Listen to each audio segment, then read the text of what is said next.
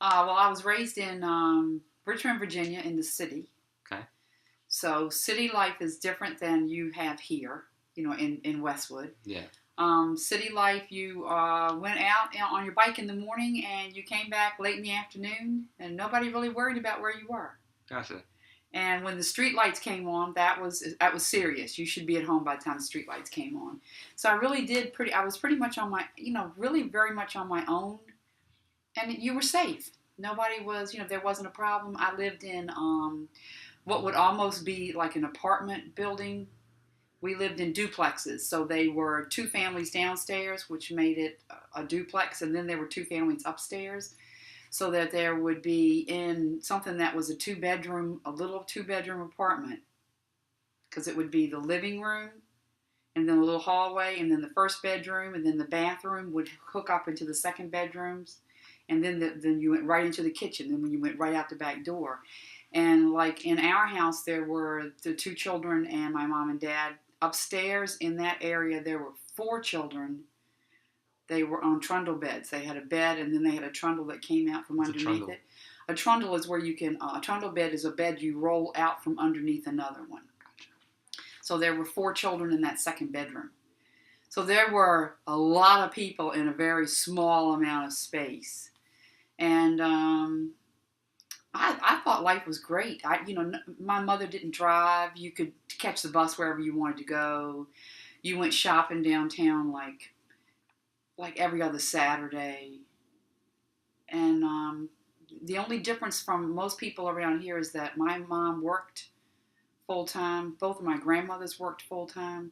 So there was never that coming home to, little baked cookies and milk, and that wasn't happening. I went either eventually started coming home on my own, or I was in daycare, Gotcha. After school care. So it was a very working family, very blue collar, literally, like my grandfather went to work in a little brown uniform because he was a mechanic, and everybody worked. Everybody worked. Money was tight. Yeah. Very tight. Okay.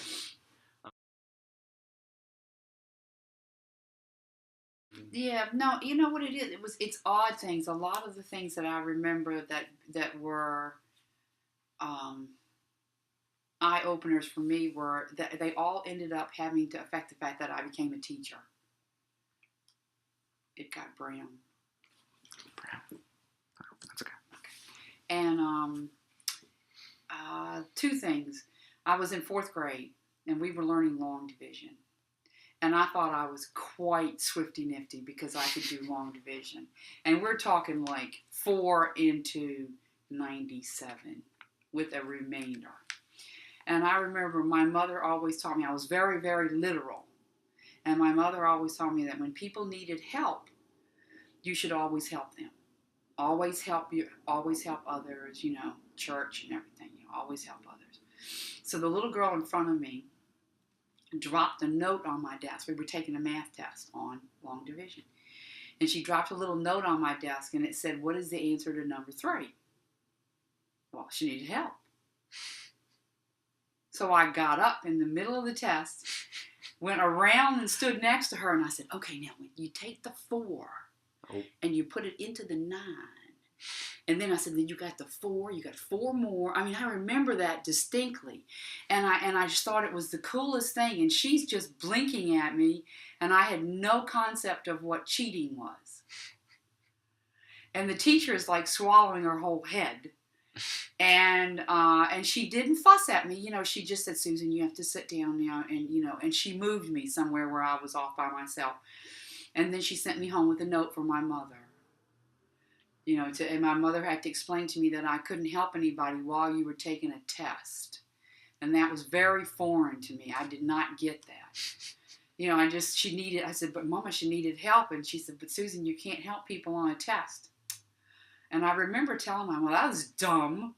That's dumb. She needed the help. And when is she going to learn this if she doesn't get it?" So that was very eye-opener. I never knew cheating before that. Yeah. And, and there I had just, but of course I was very open about it. It wasn't a slick move. I just got right up and started working with her on it. So that was very life-changing because I had always believed you should just help people, and it was a wonderful thing. So that was very odd.